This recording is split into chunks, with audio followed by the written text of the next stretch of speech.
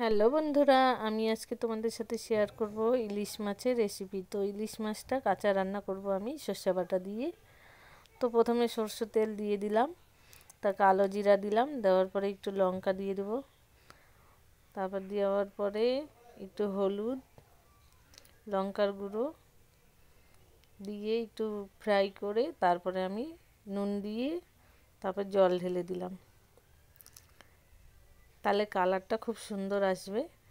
তারপরে যে এক এক করে আমি মাছের পিসগুলো দিয়ে দিলাম, তারপরে দিয়ে দেবো সর্ষে বাটাটা।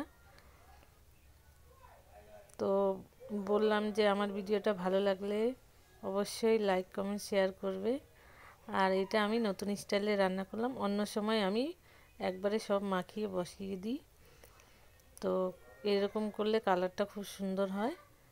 তো কেমন হয়েছে অবশ্যই বলবে, জানাবে। Bye bye.